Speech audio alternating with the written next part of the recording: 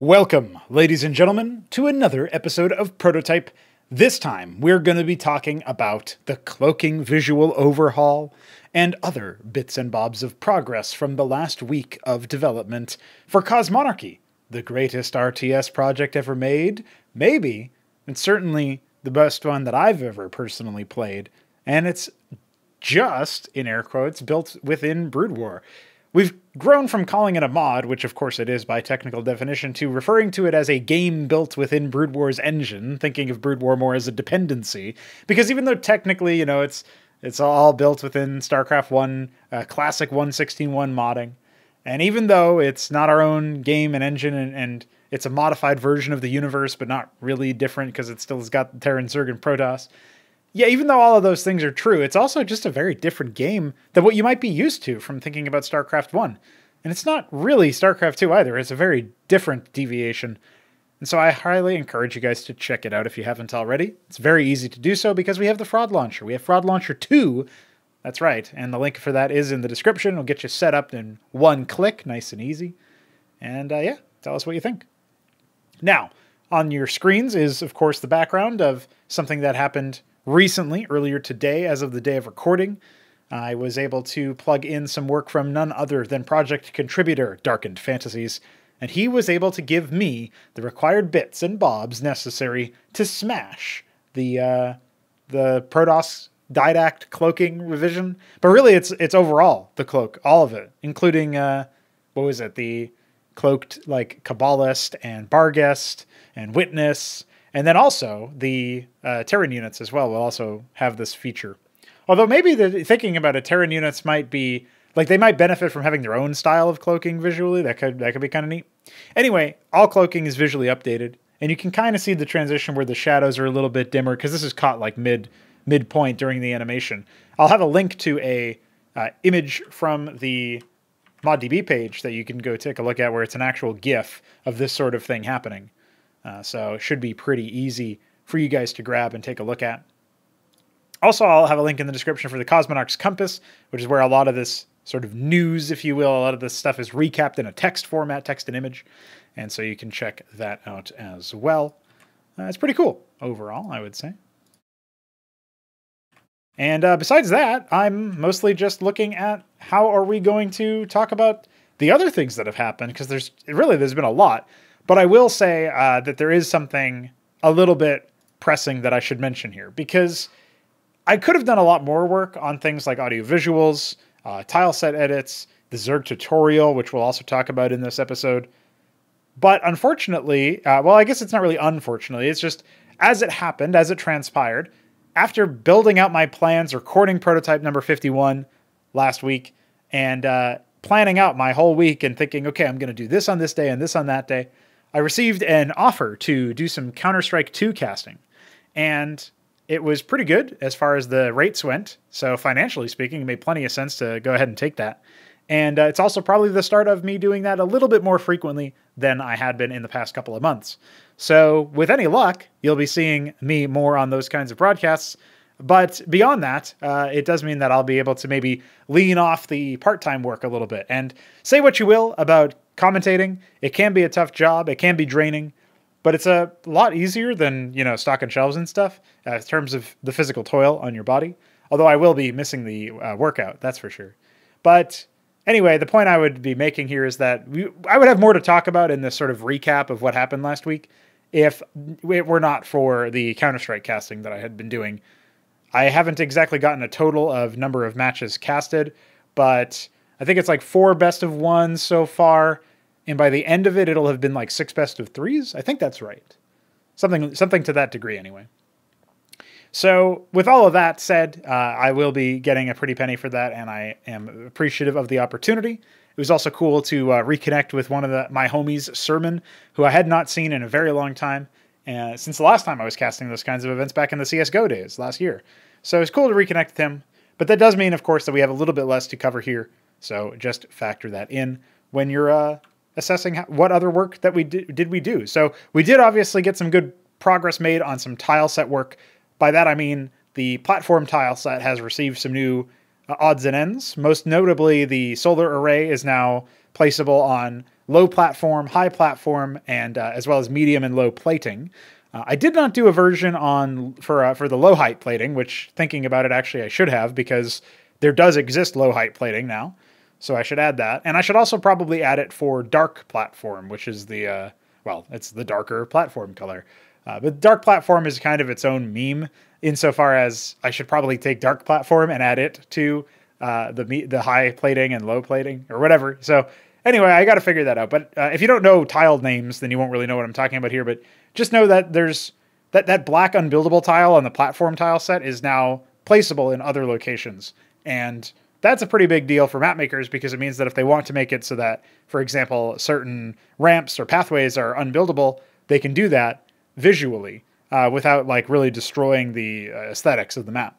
Hopefully, anyway. So there you go. A little bit of a progress update on that front. We did make a couple of small balance tweaks. And of course, we started the progress on Gauntlet B. So Gauntlet B kicked off, and the balance tweaks that we had there were reducing the armor of the Circuith by 1, reducing the armor penetration of the Hydralisk by 1, and also I think there was a couple of small tweaks to Protoss units, but I think I had already covered those, like things like the Ecclesiast and Matrix shield restoration or shield improvement or whatever. The Criminalisk did get a collision size nerf, I guess, because it's bigger, but it now matches its visual size more. And it also received a damage reduction and armor penetration reduction on the Omnispores. So those won't be as critical for its success. You'll need more of them in one area in order to do the same amount of damage that you were doing before to everything in the area, right? So I think that only makes sense. Shambler can now stop typing about them. No, actually, to his credit, he had stopped typing about them, but I think that was mostly because Nablime hadn't made them against him in quite a while. We did get a little bit of progress made on the desync issues, and we have improved a lot of the code robustness thanks to Veek's efforts. He's improved the Discord integration handling and some other details related to the custom trigger system, as far as like just making it so that they have less of a memory footprint, which will improve basically increase the maximum amount you could have without the CPU strain, I guess, something to that effect. So you can enjoy that. And X405 has continued progress on the iScript extension, including things like, I think he's already gotten his tester done. Yeah, his parser is completely finished. I think there's some changes in the, he basically has set up this automated tester that runs a bunch of Brood War AI matches over and over again and compares to see if they get the same outcomes. And sometimes they still have deviant outcomes, but if that happens, it's probably due to his iScript file itself being different and not the parser. That's his suspicion anyway. So it's looking very good that over the next, the course of the next month, maybe less, maybe just the next 2 weeks or so, whenever Veek 7 has a lot of time on his disposal, which may take a while to accrue, the ideal scenario would be that he's able to take a look at it, assess it, figure out, okay, here's what we can do for the iScript extension, and like here's what we can do with X405's work, and here's what we need to do in order to bring it online for us.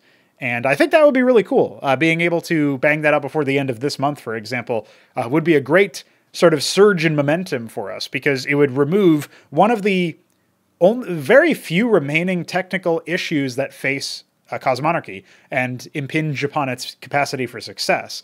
Of course, the other one is, of course, those desyncs. We are making progress on them, though, and I feel like after the iScript extension is taken care of, that'll also free up a lot of our sort of headwind there. And something that Veek said recently that gave me a little bit of additional hope is that he's basically going to be continuing to refactor and improve a lot of code. And along the way, it's pretty likely he'll stumble upon something that maybe could be the cause of certain issues. So who knows? Maybe we'll just continue resolving things. In the hunt for desyncs, some of which we did indeed quash, we also have already improved a lot of details about the game's code and revisited some things that we haven't looked at in a very long time and maybe have new ideas for as far as implementations go. So it's been a very wholly positive journey so far, even though the desyncs are still present. And I do sympathize with any players who have them and who suffer the issues related to them. I can understand that it's very frustrating, and I appreciate y'all's support on that matter. It is a notoriously difficult thing to track down, and we don't really know exactly where it cropped up initially. We didn't really take it seriously enough when the project was still a lot younger and had a lot less code and dependencies running. We were also a lot more naive as programmers and didn't really know where we would even start In fact, the desyncs technically started before Week 7 even arrived in the community, if you want to go way, way, way back. And iQuare and myself were not capable of figuring out exactly where it started. And Nave wasn't too keen on taking responsibility for it if it perhaps is coming from like the AI plugin, for example, which is initially what our suspicion was because that's what we were spending most of our time on. But who knows if it's actually his code or iQuare's code or my code or whoever. The bottom line is we've got a lot of things going on, and because StarCraft 1 doesn't have its source out there, it's not like we can just have a source port and then move all of our functionality over there, which would already be a feat in and of itself. There is no such thing as a source port for Brood War. So if you're familiar with modding communities for like Doom, and even like, I think probably by now the original Command & Conquer games probably have a source port, or at least it's possible to make one. There's no such thing for StarCraft 1. We don't have the source. But hey, that's all right. It hasn't stopped us yet. It certainly won't in the future. We'll continue to bang those out. And hopefully our efforts will be rewarded by there not being many, if any, desyncs, certainly many, if any, desyncs of consequence during tournament play, because that would definitely suck. But hey, we'll get there. We'll figure it out, and we'll handle and wrangle all of that stuff over time. We do indeed have some tournament stuff, so I will spend a little bit of time on competitive focus. But first, I just wanted to highlight that those are the technical issues that we are working through, that we are making progress on both of them, and that they are long-running goals, and it's really nice to see them through. And actually, before I talk a little bit about the competitive focus, let's also mention the Zerg tutorial progress. I've already finished a sort of draft script for the Zerg tutorial, but it's not all of the dialogue events I would need. In fact, I'm still on the fence about whether or not I would add a lot more dialogue events than was in the Pr0totype tutorial, for example, because while I think the Pr0totype tutorial took a step in the right direction with the dialogue, insofar as it basically times the player and reacts to the player's inactions as well as their actual actions, I think it could probably do more of that. And so for the Zerg tutorial, we should probably have a dialogue line, for example, as droll as this is, for if you just sit there and do nothing and literally don't even like tell your workers to harvest, there should be a dialogue event where if after like 10 seconds or so, you still haven't done anything, you're chastised for that. Or maybe even after like 5 seconds. Like it should be probably pretty snappy to indicate to you that this is a real-time game and that you're going to have to deal with that. The other thing I was thinking about is that we would definitely want to react to the strategies or maybe the compositions perhaps that the player is building. It's just that you will get into a situation where it becomes like 100+ dialogue events very quickly. And I feel like that can be really difficult to deal with. In fact, if you go through and you look at Pr0totype's campaign Trenches, he obviously used AI voice acting and did some editing, and it definitely was time consuming for him to do, but at least he didn't have to do the voice acting himself. And that was with a lot of dialogue events. Like he had dialogue events for like basically every unit you made and all sorts of stuff like that, a bunch of interactions. And even there, the dialogue does eventually fall away because you can't account for every single interaction. You'd start to talk about like 1,000 dialogue events or something if you were trying to account for all sorts of stuff.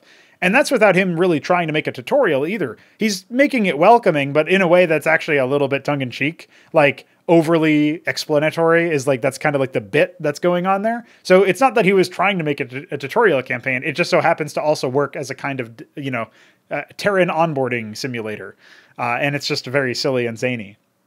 And so I think it's important to sort of drop that here as like a reference point, and also to remind people that Trenches does indeed exist and that you can play it. In fact, now that we have the CMBW root repository, I should probably go in there and maybe just decide to add Trenches. I'm a little bit hesitant to do that right now because I don't know if Pr0totype wants to make changes to it, and every time he changes a map, it'll be like an extra 100 megabytes in the repository, so that's no good.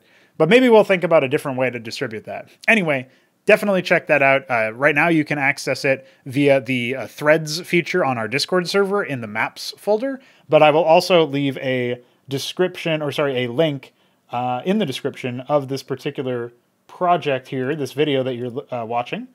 And we'll see if I can drop that in so that people can just find it from this video. There you go. It's in the description now. Isn't that amazing? So Pr0totype obviously did make that, and it did give me some ideas, funnily enough, that we have access to a funny little haha campaign, a mini campaign. But the main thing I would say about it is, the thoughts that I got from it as it pertains to dialogue is that it makes it very clear that when you write dialogue, and this is something I said when I was, funnily enough, playing things like Flame Knives and Eon of the Hawk and whatever, is like, if you have to voice act all of your dialogue, instantaneously you start to think about dialogue as something that is actually there's an opportunity cost to it. And I think there is too, obviously, from the perspective of the player. Like, if the player is supposed to pay attention to the dialogue, then they're not paying as full attention to the gameplay, maybe, right? So you want to make sure it's snappy, to the point, doesn't occupy your attention too much, that sort of stuff. And we all do better or worse on this than we want to in certain situations. Like, I'm sure there have been some dialogue events that I've written that maybe feel like a little bit too obtuse for the sake of having a little bit of flair because they're Protoss or Zerg transmissions instead of Terran ones. But when it comes to the nuts and bolts of things, at the very least, you know that, okay, this dialogue event is probably here for a reason. There's like an event happening, or this dialogue event is for a read or something like that. And, I've said elsewhere on this podcast and on interviews with like the one that I did with the Electric Underground, the whole idea of it being like, okay, here I am, recording a dialogue event, going through the process of writing it and then editing it and then putting it into the game. I never want that to be like an optional thing. Like I should be including it because it justifies itself in the project. And it shouldn't be like, oh, there should be an optional thing that makes it so that you don't hear that or whatever. Like, that doesn't seem right. Like, unless it's conditional on like an input, that's different. But if it's just, I enabled the mode where I don't hear the dialogue, then I feel like having that as an option is actually admitting that you may have had a mistake, that you made a mistake with the value system that you have, and that you're just using that as an example of like the player designing the game for the designer instead of, they're making a design decision that meaningfully impacts their end result. Without the designer actually having much of an input on it, right? They're just saying, here's an option if you don't like the dialogue. And that to me is like absolving yourself of responsibility as the designer. So just a little bit of amusing there. I do want to have the dialogue mean something. And yet at the same time, there's an opportunity cost from a developmental standpoint, which is one of the main reasons why these tutorials take like a month or more to make from each other. Like, we released the Terran tutorial and then it took us over a month to release the Protoss tutorial. And that could happen with the Zerg tutorial. I hope it doesn't. I hope we're able to bang it out in just a couple of weeks here. But there's a reason why those have such a long sort of time in the oven, so to speak, because it does take a lot more time and effort to write and record all of this voice acting, do the editing, do the triggering. In many ways, I'm trying to conceive of dialogue events that will actually be helpful, because I have a lot more ground to cover in the context of a tutorial. The Terran one was super undercooked compared to what the Protoss one offers in terms of the actual dialogue. Like, there's dialogue that explains what you can do with each unit, what kind of structure makes what kind of unit. If you say you're building gateway units and then your enemy attacks you with a pariah, then there's like a dialogue event that explicitly tells you that that unit that you just engaged with comes from the prostration stage. You should go look for that. And because you have name checked the prostration stage, if you want to make that unit because it seems to be kicking your ass, then you can build a prostration stage yourself. And then when you make that, there's a separate dialogue event of like, here, I can do this thing.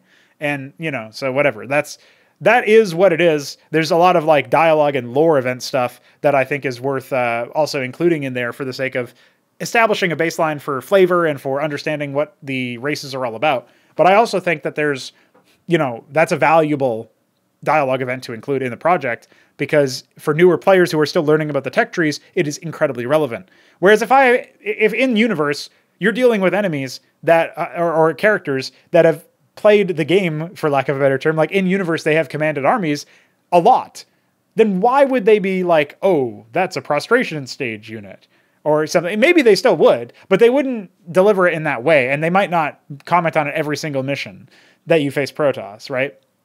And so these are the kinds of things where the dialogue, the necessary amount of dialogue in a traditional campaign mission tends to be a lot smaller, a lot shorter as far as that list is concerned.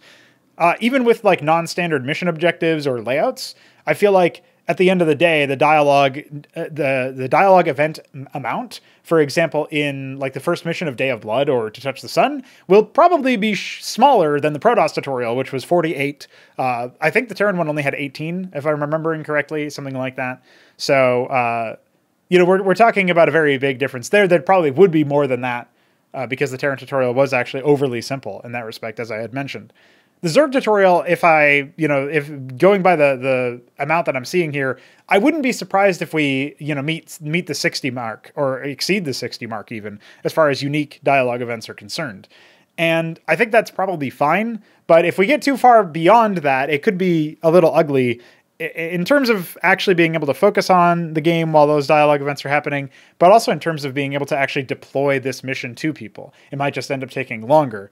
And I'd rather it take longer and be better, but at the end of the day, there's a hard cap for how much time we can spend on those kinds of things. So I think it's a little bit more valuable to just have it be good enough. And I think that's where the Pr0totype tutorial is at. I know a lot of people, when they first played it, the AI was actually a bit broken, and I have significantly improved their build order since then, although I'm sure there's certain areas of improvement that can still be done. So I would encourage and incentivize, well, I can't really incentivize people. It's not like I'm paying people to play the game, but I would encourage people who already ran it to run it again and see if they like it, see if it changes for the better for them, particularly the veteran players among us. People are finding that it's a lot harder than it was initially, or maybe a lot harder than they expected compared to what people were saying. And those are the people who maybe are a little bit on the weaker side as far as the play goes, but it's still the people who, maybe would then benefit from it the most. And if that's happening, then I would also like to counterpoint the current version of it, which has received an update within the last week. I would like to get a counterpoint from that. Now, when it comes to the Zerg tutorial and its script, we're not at the 60 dialogue event mark yet. We don't even have that many written out as a plan. But we do have a good number of them already. We're already exceeding the Terran tutorial in dialogue written. And there's a lot more dialogue events that need to be covered for things like, I got to tech up to tier 2. I might consider teching up to tier 3. And then individual responses to certain tech nodes for what each tech node does. And also, I would imagine there will be a good, there should probably be a scalable set of reactions to I need my natural, I need my third, I need another base, and I'm at 3 bases. I don't know, basically many different variants of I need to expand, and thinking about where the next expansion might even be might be worth including in that, although I don't want to be too hand-holdy, but that might be something to think about.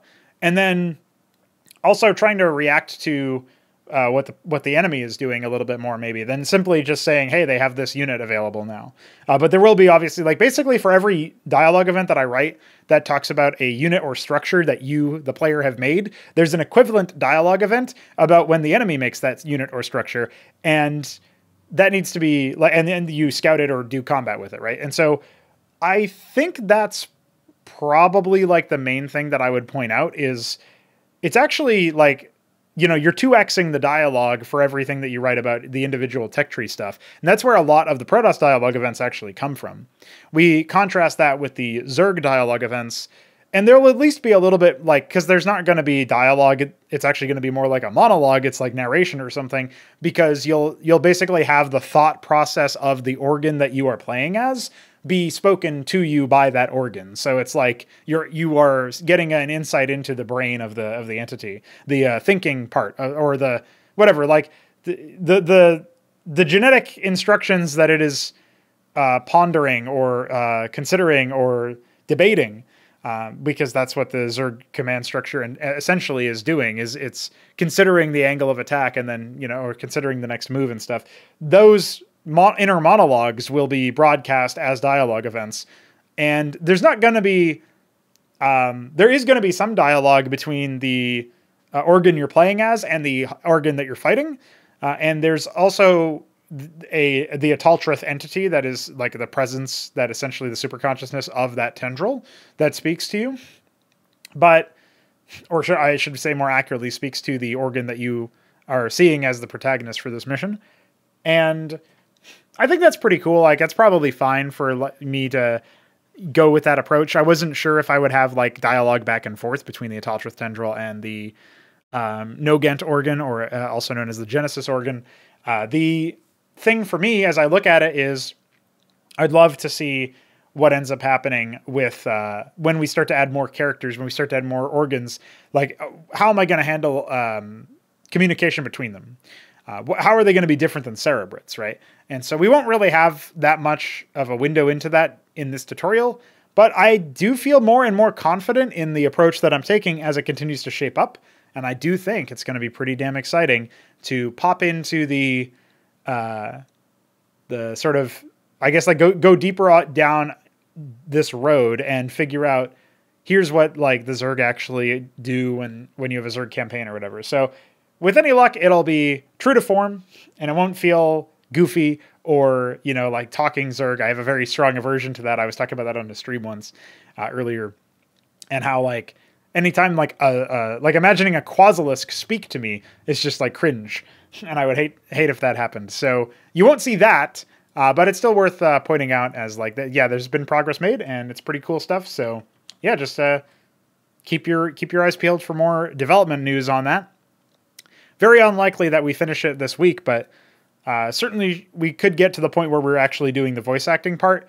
And once we hit the voice acting part and all of the dialogue is like actually edited and stuff, it's not that far away. It's maybe at most like a couple of days away from the dialogue being added to the map after being, you know, edited, split out into files and stuff, and then the triggers themselves being hooked up. Because I think the hard part really is coming up with all of the dialogue events and then making sure that they're all voice acted nicely and edited nicely and processed, right? So once we are through the process part and we just have to hook them up into the map, there's going to be some development that needs to be done for like the visuals and the music and whatever else I want to do.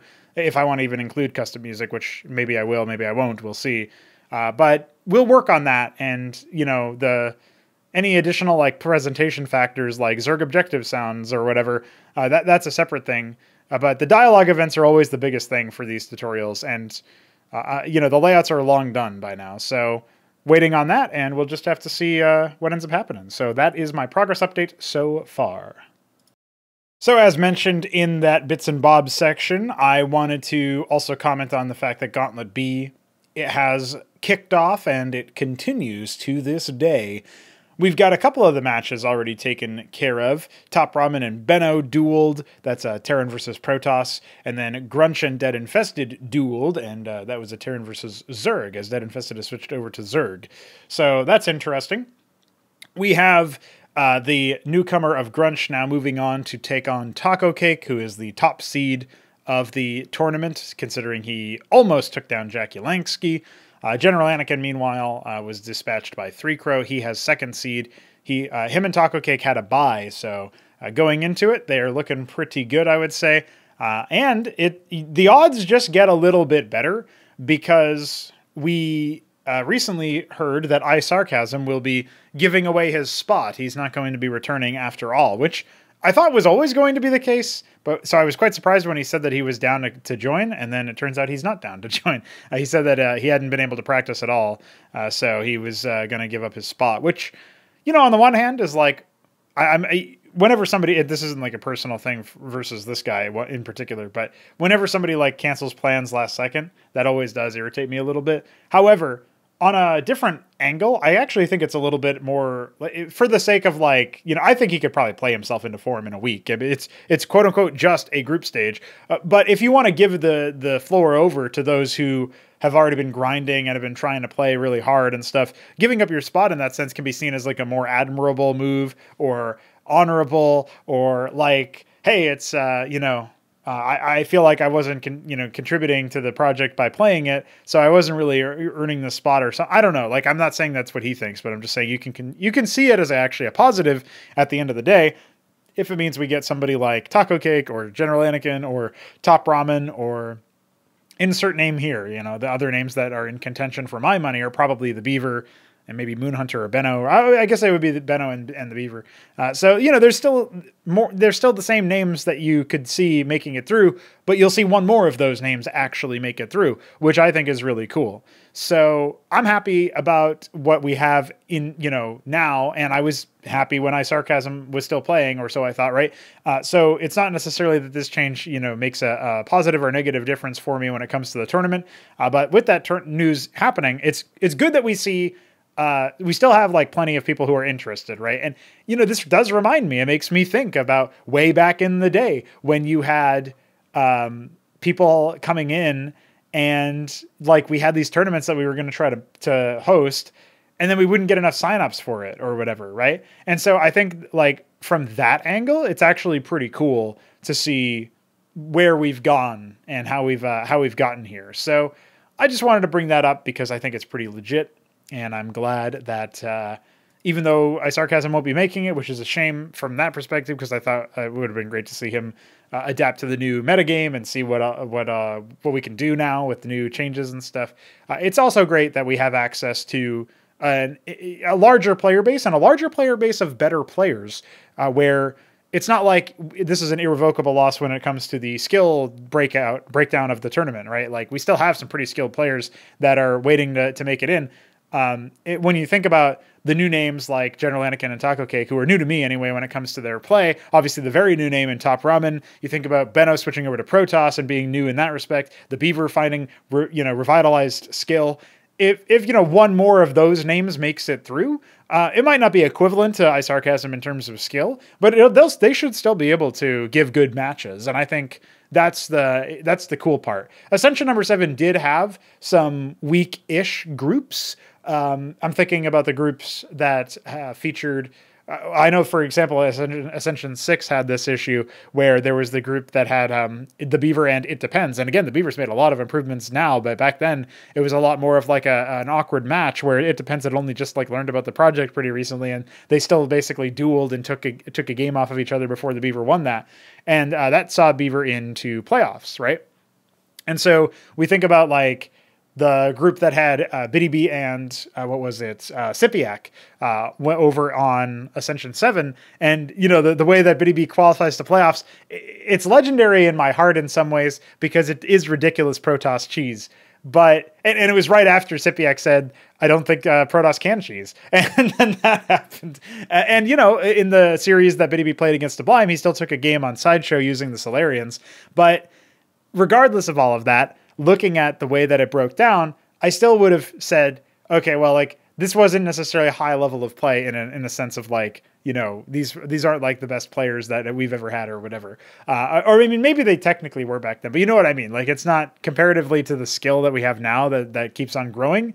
I think this time around, it'll be pretty good. It does sting a little bit because it means that people like Biddy B might not make it through. Like, he switched over to Zerg, and I haven't seen a Zerg, so maybe he's actually going to be pretty good. Maybe he'll make a run, and his odds did improve now that we have. We're going to qualify 2 players in the upper bracket and 1 player through the lower bracket instead of 1 and 1. Maybe his odds improve then. Maybe he does make a miracle run and make it through, or what would look like to me a miracle run. But again, I haven't seen a Zerg. So he's seated quite low, much lower than if he had re-signed up as Protoss.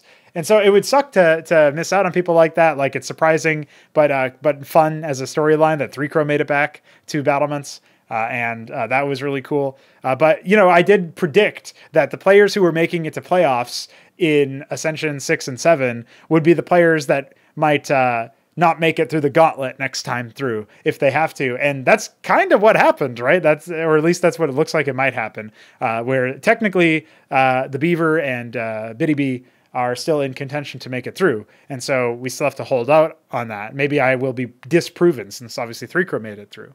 But it's still pretty cool. So I figured I would just mention that and say that the gauntlet is underway. The competitive focus is here. The gentrification of CM continues. That's something that Biddy B coined way back. Classic move. And I am very much looking forward to seeing where things go. Shout out to Top Ramen 2-0ing Benno already. So that is quite surprising. He's already found himself in a qualification best of 5. Originally, that wasn't going to be the case, but now we have to qualify 3 players instead of 2 from this event. So that is how it worked out. And that will do that particular point. Let's talk about an exciting video that I'm working on. It's a roster profile. I've talked about this a lot. The only one that we have right now is the Didact unit profile, but the roster profile for Terran Bio is going to be coming up. And I'm looking forward to being able to, basically deploy that. I've already recorded the voiceover for it, which means the script itself is done. I edited the voiceover as well, so it's ready to just be plopped into Vegas and split up to match a bunch of clips. And obviously, of course, we'll have like, I'll create like a loop, or maybe I'll ask the Nozlix to do this for me, a loop specifically of the Terran theme that loops back and forth on and over itself, so that we don't have like Protoss and Zerg music playing over the background of the Terran roster profile. It's going to be for the stockade units, so all 7 units you can make out of the stockade will be covered by this video. And I feel like this is probably a better format than picking out 1 unit and talking about it for like 3-4 minutes. You can pick out 7 units and give like some rough ideas about how they're going to be handled and stuff. And just like with the tutorials, this kind of content, you know, as I make it, I'll be able to make it better later on, like better ones. I'm strongly considering uploading the roster profiles to the No Frauds Club channel instead of to my own personal YouTube channel. But I am open to argumentation the other way. And I guess the argument the other way is we've always uploaded Cosmonarchy content to the Pr0totype channel, so why would we start uploading it to the No Frauds Club channel? But since we talk about the Cosmonarchy all the time on episodes of Clubhouse Conversations and what was the other one? Obviously the Crow's Nest episodes. Like, we're talking about it all the time anyway, so it feels like it would probably be fine to include it in the context of what we're talking about here.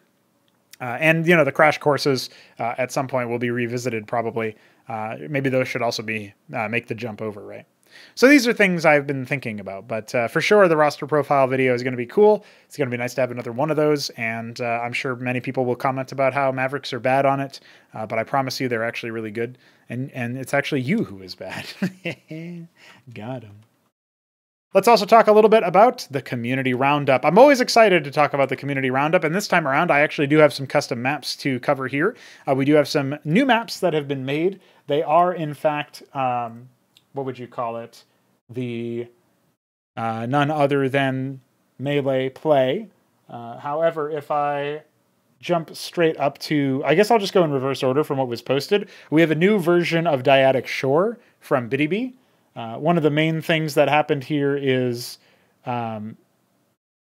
essentially having an adjusted way to take the third without needing to rely on going around the long way. For those who don't know, Dyadic Shore is a Y-symmetry map where the third is blocked off. The path between the main and the third is blocked off from play using...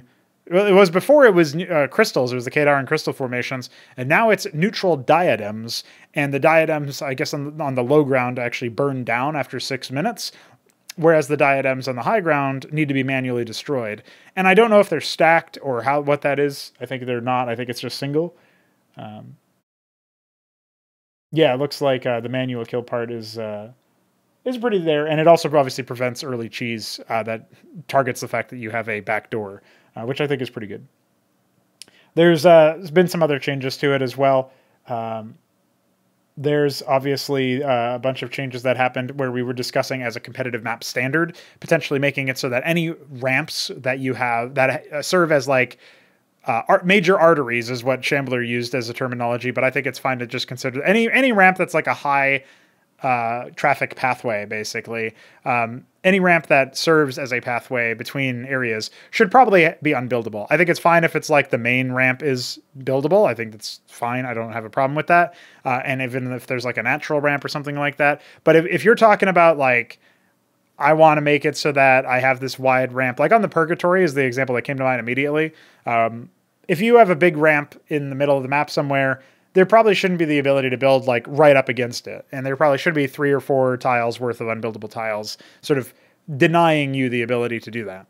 And this means that we need more custom tiles. That's part of the reason why I was excited about the solar array changes, that black tile on the platform tile set, where you can now put that on any cliff level. So that's going to help out a lot for platform maps. But we definitely need to do that for, you know, adding the crevices or whatever and the rocky ground and stuff to the higher dirt levels for various maps, various tile sets like Twilight and Dirt and Badlands, or not Dirt. I was thinking Badlands and Jungle.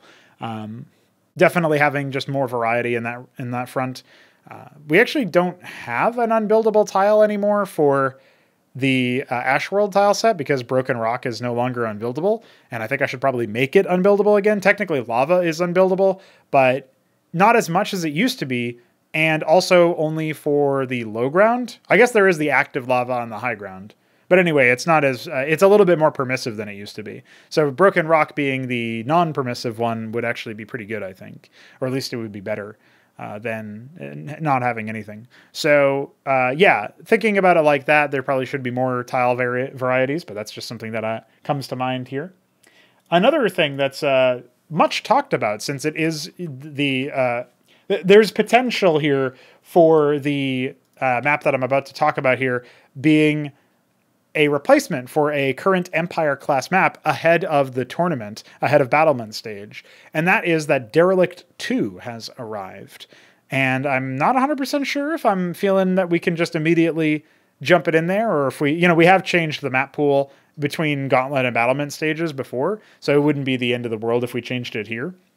I wouldn't feel like it's bad for competitive integrity, because I feel like the Battlements and Throne Room stages are kind of their own thing, so I'm not really worried about them. Let's also talk about, let's talk about Derelict too. So the middle of the map is a lot more open and allows you to flank through the middle instead of having to stick to the sides. The high ground actually has a little bit of a split. So the 3 and 9 o'clock bases have a split added to them that stops the players from being able to just go straight up it. There's a little bit of like a negative space cover, I usually call it, where it's like one cliff tile or whatever that blocks that. The 12 and 6s are very different. They no longer serve as a pathway between the top and bottom strips of the map. Instead, they're just kind of like a dead end with a big ramp that is very easily held. And then when it comes to the other, like the top left corners and the top left and bottom right, all that stuff is very different. Another big change to it is that the mains no longer have an overhang that easily helps you riposte attacks into the naturals. And also, I think the choke into the natural is widened a little bit and made a little partially unbuildable. Not sure how I feel about all of that at once. I feel like if you're going to widen the choke and also remove the overhang, I don't know, you should probably pick one. And if you're going to pick one, I would probably pick the overhang. I think the overhang is a fine choice. There's also, as per usual, when it comes to like new maps that are, or changes to maps or whatever that are being tested, there's loads of tank holes, drop holes, all sorts of messed up cliffs and stuff right above the 9 o'clock and below the 3 o'clock. So those will need to be rectified at some point, because they obviously just don't, you just can't make those work. There's also these island bases in the top left and bottom right, alongside a neutral anchor and a base that doesn't require you to have an island, but is in theory a little bit more defensible. I feel like by the time you get to that base, you're probably not going to use the neutral anchor, but maybe the neutral anchor allows for some pocket strats where you take that base kind of early and you try to use it. I feel like it's a little bit abusable from the cliff, because you can just go to 12 and 6 and use ranged units on the high ground and kill the workers. So that's one of the main reasons why I feel like the anchor is probably not going to be very useful. And again, it does also interfere a little bit with the spacing of the map. But nonetheless, I'm sure there's plenty more to think about and chew on here. Definitely want to see some games on it. I think maybe some have already been played. I don't know if any of them were submitted for me to cast, but we will rectify that situation a little bit later on. And Derelict 2, Electric Boogaloo, can you believe it's actually pretty close to being done? Scrolling further up the maps channel on our Discord server, I do have a map called Ithaca, which is another desert map. This one is by the Shambler. It will be a 4-spawn map. It has some interesting features, like there are some presumably not all the way depleted mineral nodes blocking the potential low ground thirds. It does feel like the spacing of those are kind of hard to get access to, but you know, it is what it is. I'm sure you can imagine like island expansions or whatever.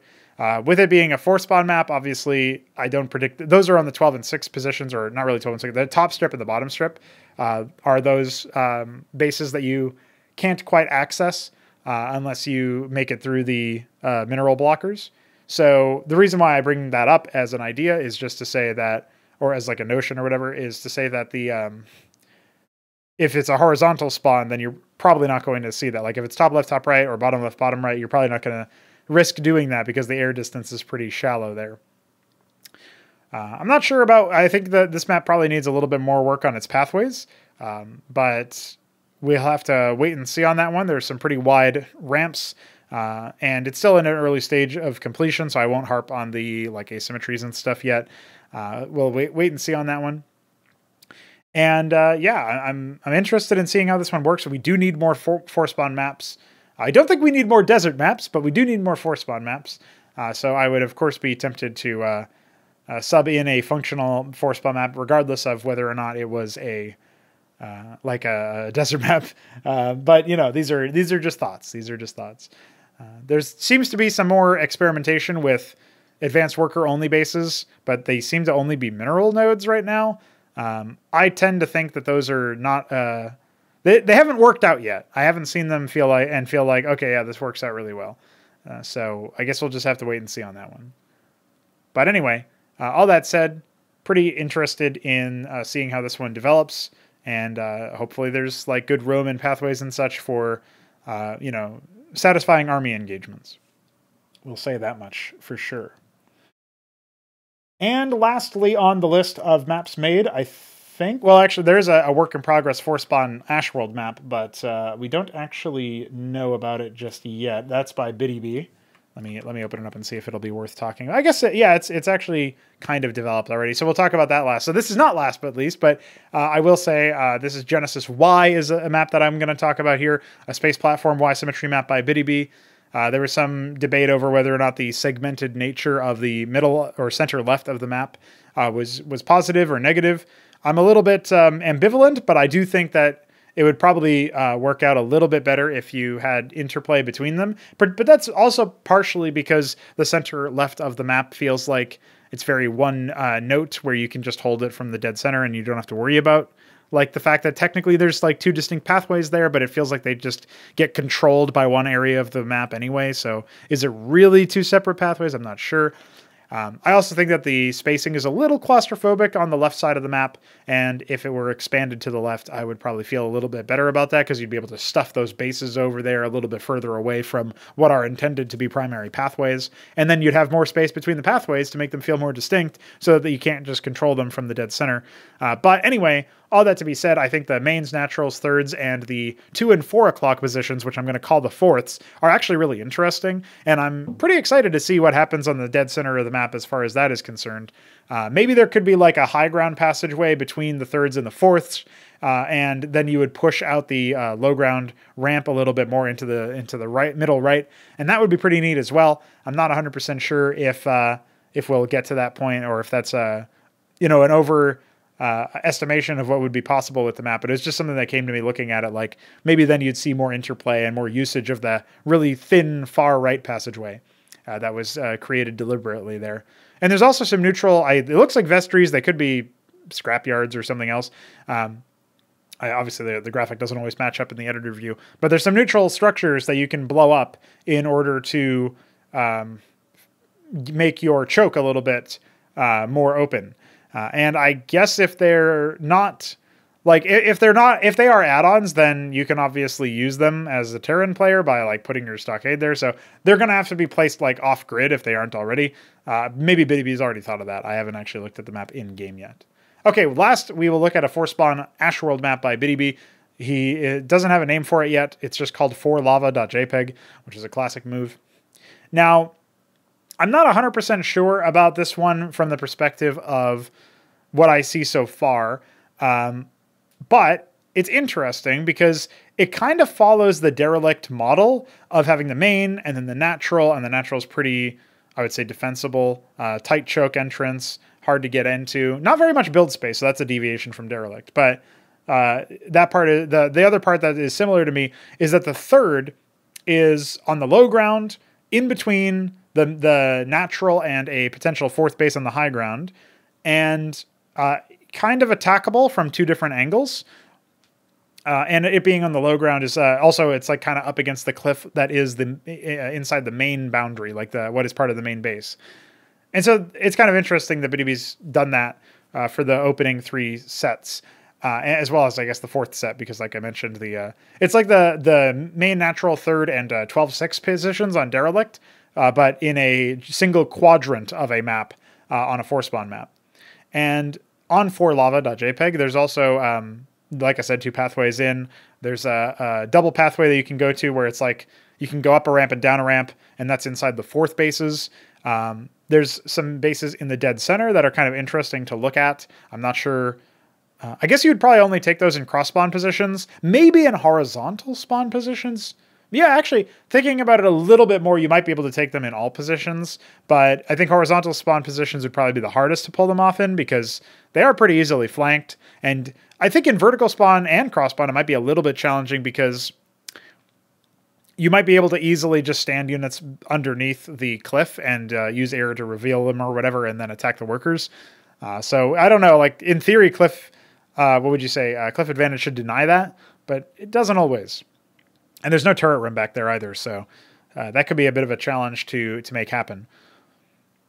I think improvements to this map could be made if the there's like a little bit of a lava lake in between the natural and the 12 and 6 positions.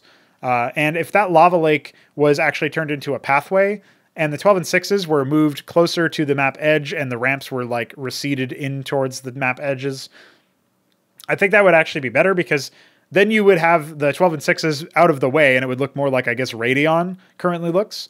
But the pathway through that lava lake, which is nothing like Radion actually, would then be like a third pathway into the general area, like your rally point area that's outside of your natural. And so if you think about like trying to attack a third base, you can attack it from the south. If you're, I'm thinking of like player 1 spawn here. So you can attack it from the angle that takes you to the 4th, or you can attack it from like the angle that comes from the middle of the map. But if you open up a third angle and you keep that, like there's like a little bit of cliff cover, and you keep that, there could be a really nice setup for like pincer moves to push and pull a more defensive turtley, like Terran player or any player, and sort of punish that by having more angles of attack inward. And I also think that some of the ramps probably need to be a little bit wider, but maybe that's something that's a little bit more contentious, and we would have to wait and see. So anyway, some thoughts on forlava.jpg. And I hope you guys enjoyed the community roundup in that respect, because, of course, we love when people make custom maps for Cosmonarchy, particularly if they're going to be good melee maps that we end up playing. So, yeah, jump in if you're interested in doing something like that. You'll definitely get a lot of people interested in testing it and giving you their thoughts, salty or not. And all right, I think that brings us to the very important section, the most important section of any episode of Prototype, and that is the coffee questions. As you can see from the link that has manifested in the bottom left of the screen, it is also in the description, by the way, you can donate to Cosmonarchy's developments, to our efforts. Veek7 and myself will gladly accept your donations in increments of 3, and also in other increments if you so desire. That's also where you go to send us money for things like prize pools and, I guess, bounties as well. It's another thing you can do. So, hey, there's many ways that you can send us cash, and that will eventually turn back around and improve and benefit the project. I'm just saying. It's a possibility. Now, as we get into this round of questions, we do have 4 questions this time around. Remember that if you are a donator actively, you can ask a question by linking coffee to your Discord account, or you can just message me and I will see that it's you actually and say, oh yeah, you're you. Okay, let me just hook you up real quick if you don't feel like going through the integration process for whatever reason. We're at that level right now where that's possible.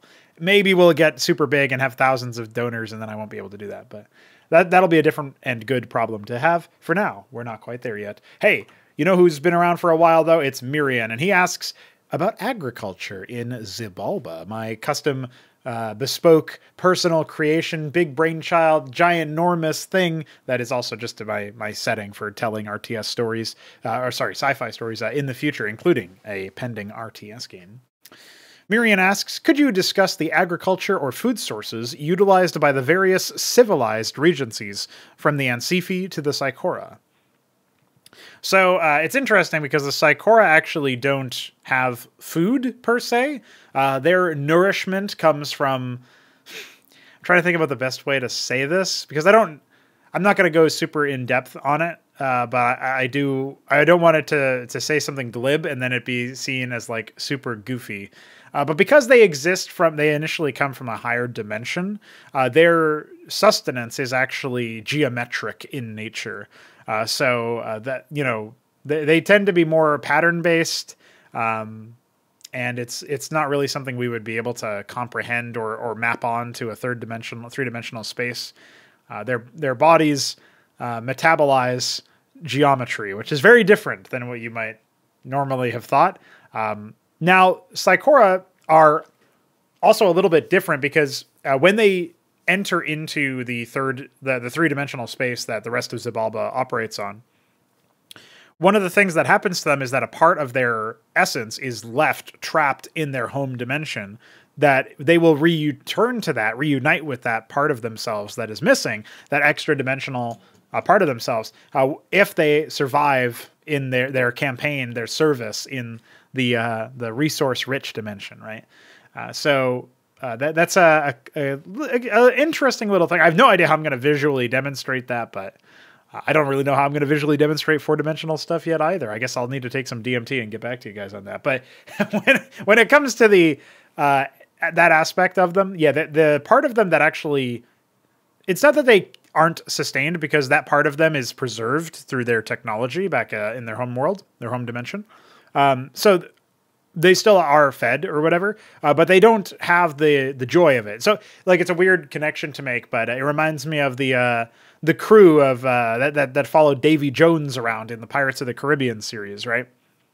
And how those Black Pearl crew members were like cursed in a way where they were immortal, sure, but they wouldn't actually be able to enjoy food. Like, it turns to ash in their mouth and they can't taste it or whatever. And they're like, pleasure, there's nothing that can really provide them pleasure or whatever. And so like, it's not exactly to that degree, but let's just say that the pleasures or the positive aspects, the reward systems aren't really there anymore once they are leaving that part of them behind. So even though they remain inexorably linked to that part of them, like if the fact that part of them is being sustained doesn't have any knock-on effects to them beyond them continuing to be alive.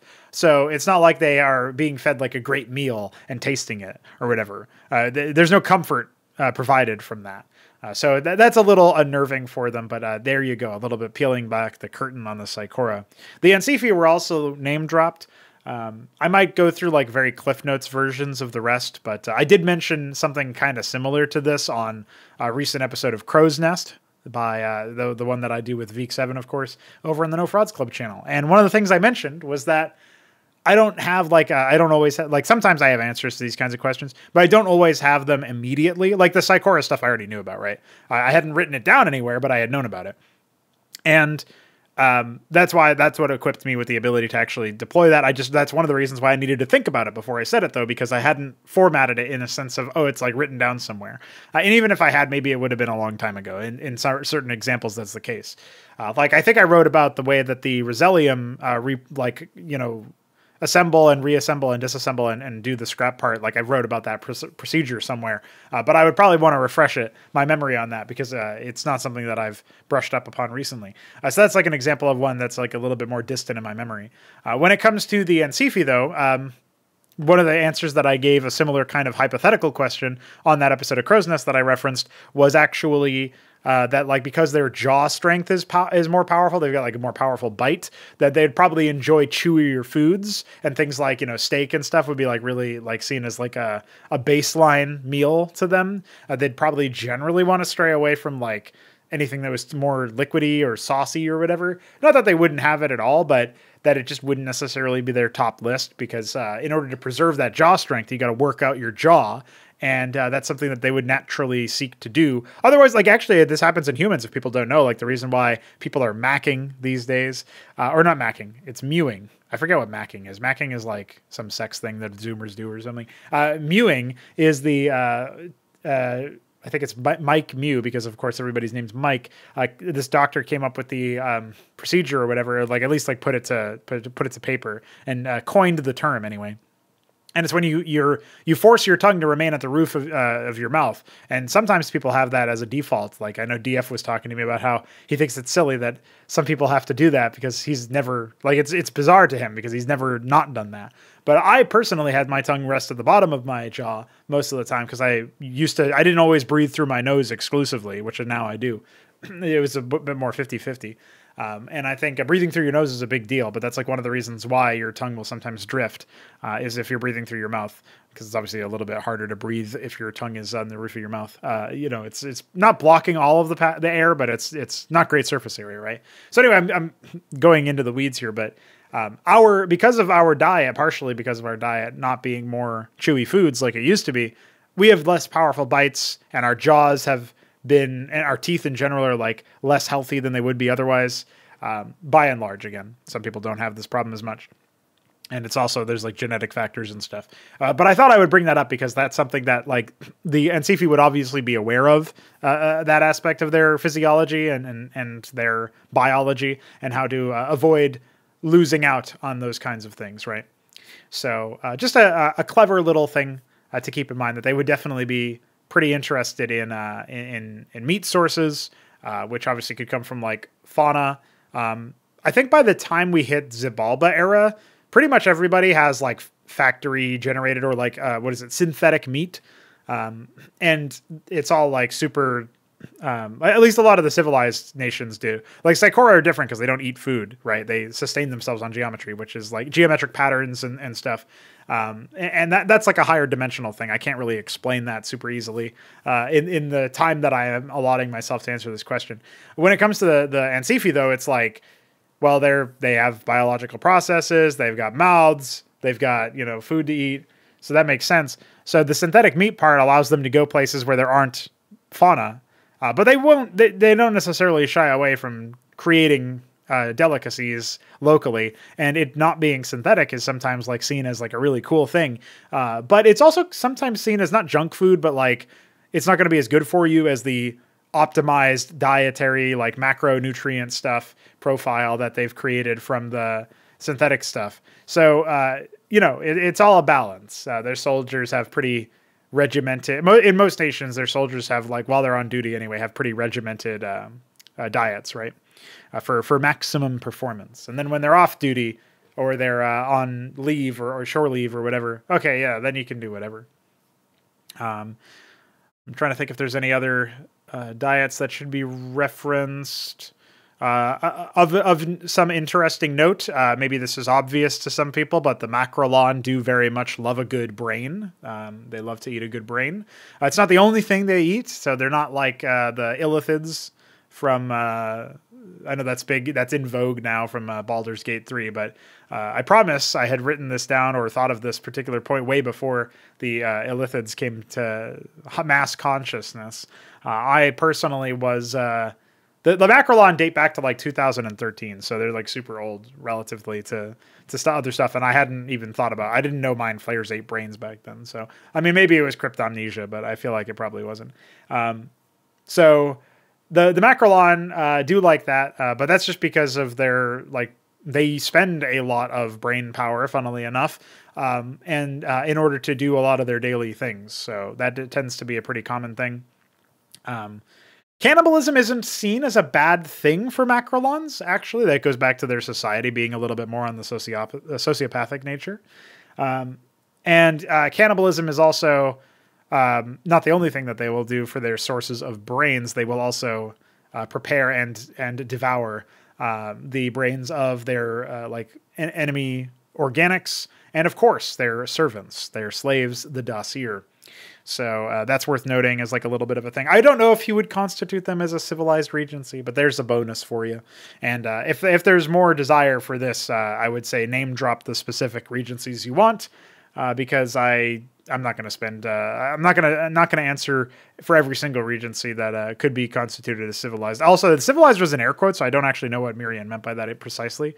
The Ember Seed are probably an interesting one to think about because they are so different. I guess I'll answer for the Ascozi specifically, which is a member nation of the Ember Seed, and obviously the fourth race planned for Cosmonarchy. And they're much more like, they have a fairly earthly type diet, if you will. They at the point of Xibalba, they do have synthetic foods, and they don't necessarily care too much about palate. Like Ansifi they're not picky eaters, but they like a variety. The Ascozi are fine eating the same thing over and over again, and sometimes that makes that more desirable for them, which is kind of interesting. So it's a lot of synthetic foods and such, but oftentimes it's meat. Oftentimes it's there's some herb aspect, right? Like some vegetation and whatnot, vegetables, if you will. It's like a fairly comparable diet to what humans would do, and Ansifi are also kind of the same way. So there you go. Answers to questions of agriculture. And I'm sure we're all ready to get our green thumbs up. So there you go, Myrian. Hope you enjoyed that answer. The Shambler has another wacky writing prompt for us. Very similar to what his last one was. How would you make a setting where everyone but humanity knows that humanity themselves are in some way divinely backed? And the knowledge of humanity's God does not need to be 100% for all alien races. They just need to be somewhat aware that some sort of divine phenomena is occurring and it is related to mankind. So in the last episode of Prototype, the Shambler asked about how I would go about creating a setting where mankind and everybody else were aware that mankind's chosen deity was actually real and corporeal and stuff. And so now we're kind of asking about what if humanity was in the dark, but everybody else knew. The other alien species or other local species or whatever, we're aware that mankind was divinely backed. And mankind doesn't, in this example, they don't need to know about their own deity even. They might not even be worshiping the deity or aware of it or whatever. That's not a requirement. So yeah, another interesting present, like sort of what would you say, premise for a setting. I think what would probably happen, I mean, how active is this divine backer? That would be a question to ask for this setting. Because if it's active enough that the other races or members or whatever have like hard evidence for and are very much aware of this nature of this notion, then it would be a little bit concerning that, like, how would mankind not know about it, right? So, like, that would be a concern, because if mankind isn't aware, but it is demonstrably, provably true, then are they just not paying attention? So I think what would have to happen is that the divine nature of the backer would have to be limited, and maybe, like, the elite among mankind would know of it, sort of like an Illuminati type of situation. But the vast majority of humans would have no awareness of it. And they might even just have what would normally be appreciation for and joy regarding a godlike deity or a godly power or whatever, is actually replaced with the appreciation and joy regarding this elite that governs so wisely and so fortuitously and seems to always know what's happening. And, you know, whatever the positive things are, the reveal for mankind may eventually come in the setting, or maybe not, that it's actually the divine backing. So, and, you know, maybe there would be some aspects of other races which would attempt to spread this truth, this awareness, and maybe that would allow, maybe there would be some details there. But also, like, if there's the divine backing, like, is there a self-interest in the divine backing to not be known about? Is that why the divine backing hasn't made itself aware to everybody?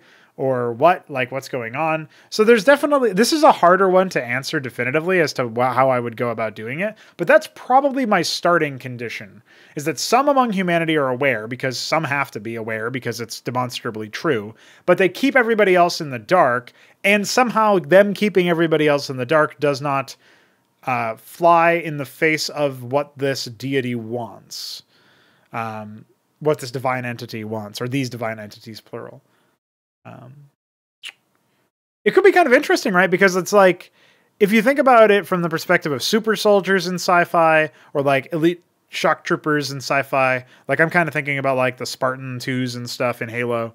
It's like, you could imagine a world where the Spartan 2s and other Spartan models or whatever, what if like that, but they're actually angels and they work in tandem and in coordination with the, you know, military and stuff for this species, but they are posing as soldiers of, you know, the elite nature, sure, but they're still human at the end of the day. At least, you know, like as human as a super soldier that's been genetically experimented upon or whatever it can be.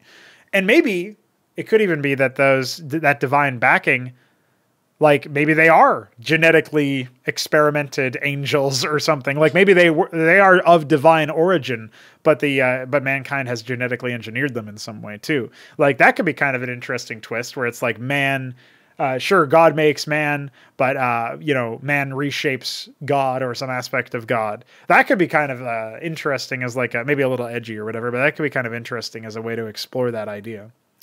So Anyway, I thought I would point that out as like, that's something that I might want to explore, at least as an idea. I don't have a concrete answer this time around, unfortunately, but that's because that one's a lot harder to do, I think. Because the other alien races, obviously, what would their interactions be? Well, they might just steer clear of humanity or try to befriend humanity or, again, try to spread the information about the divine backing to humanity. Are they going to be trusted? Is the divine entity trying to remain under the hood?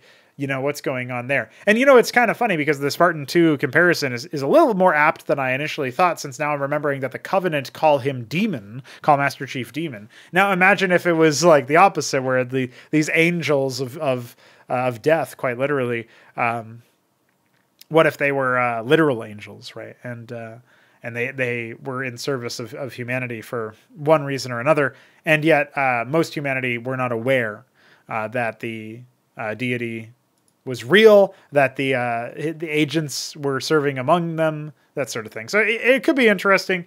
Unfortunately, I don't have like a concrete manner of how I would approach doing that. So there you go. 3Crow has a question about air combat within the RTS genre. In RTS, it's often difficult to depict the true nature of air combat due to how realistic representations of air combat can conflict with game behaviors and expectations. What are your opinions on this? In your projects, would you consider using units with behaviors reflective of the type of air combat seen today? And he goes into a little bit of detail. And yeah, this is immediately what I thought of when he was saying it. Talking about how aircraft are usually in motion unless landing. And a lot of the visual appearances of units that are in the air don't support the kind of physics necessary to be essentially a VTOL, a hovering vehicle. And I think that the VTOL's vertical takeoff landing, right?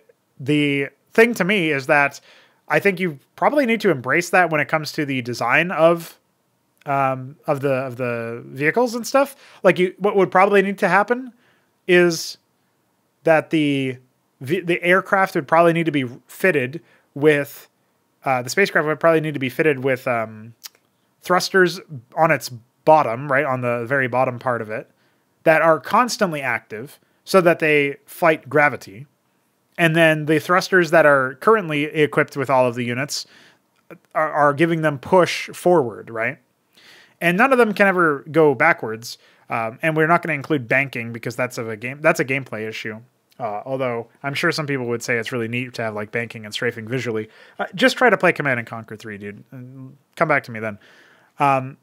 But I think basically I agree that it's visually weird and that it would be an improvement if the visuals of each unit were believable as VTOL craft, because that would also make more sense for the way that they pop out of the production structure, and obviously just the way that they idle animate would make a lot more sense.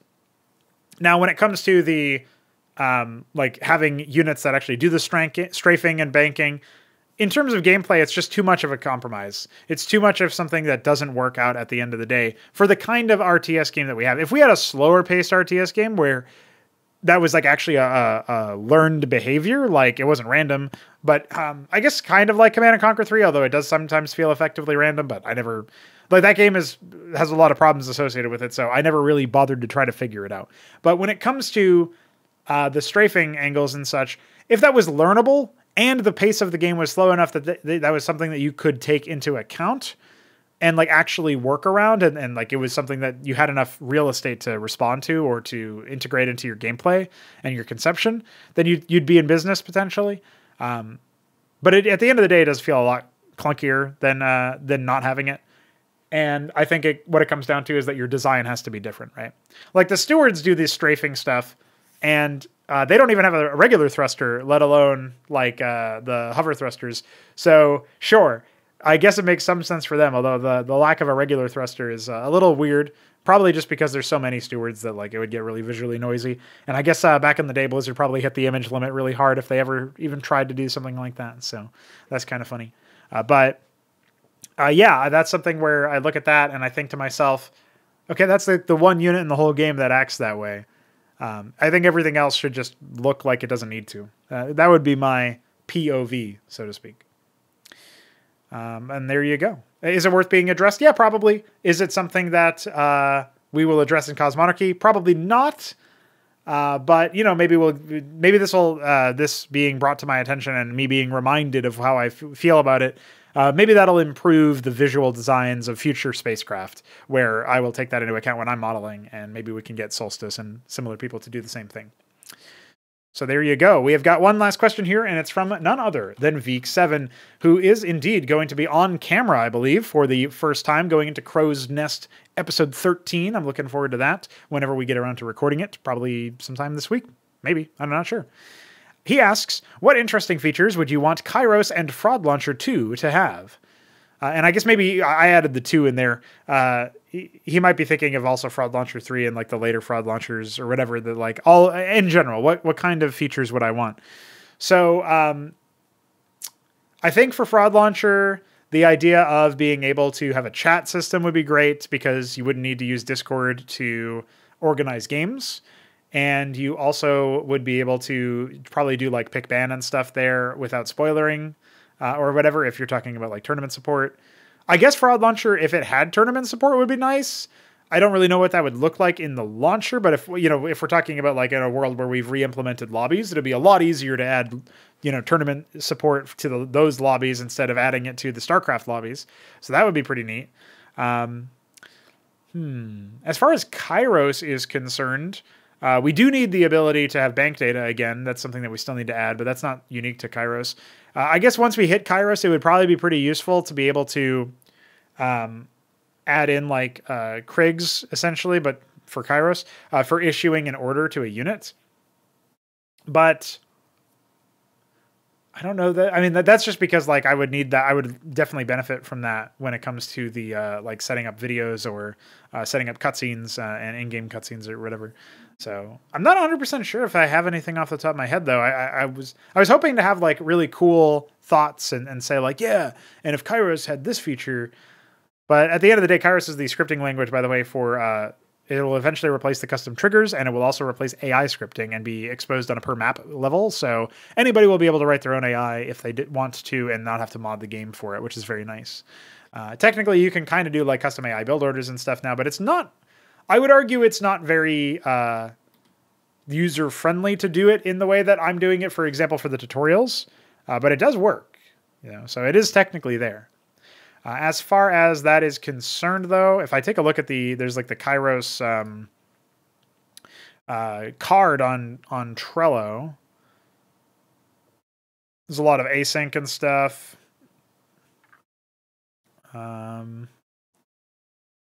Request queue, army queue, and town. Constrain requests and army commands to town. Yeah. I don't know. I think... I don't know. What I would say is kind of like when 3Crow asked about Veek deviating in opinion from the world building of Xibalba, and if there was any deviations. And I kind of feel like I have to say the same thing. Like Veek's plan for Kairos and for Fraud Launcher seems pretty fucking good, and his work so far has been very promising and a big help, particularly with the Fraud Launcher, obviously, and also with the Krigs, which are sort of like a Kairos 1.0 when it comes to the custom triggers and stuff, and a parser and all this other things that he did. So I would just defer to Veek's own sense of what would be good and useful, and that's not the most useful response. And if I think of something else, I will say so. So there you go. Thanks, homie, for adding in a little bit of something to whet everybody's appetite going into the future. And speaking of the future is now. And by now, I mean now. And by the future, I mean the show outro. So that was a good one. Hope you guys are having a good week. Had a good week in the past. When you hear this, it'll be Tuesday. At least that's when it's dropping. Unless you're a donator on the coffee page, in which case you are obviously going to get it a day early. And with that, I am happy to bid you adieu. I will be back with more streams and more development and more Smash. As per usual, stay tuned to the YouTube channel and hop into the Discord server if you're not there already. Start talking about this game because it's pretty epic, and we're going to keep on growing. So see you guys soon.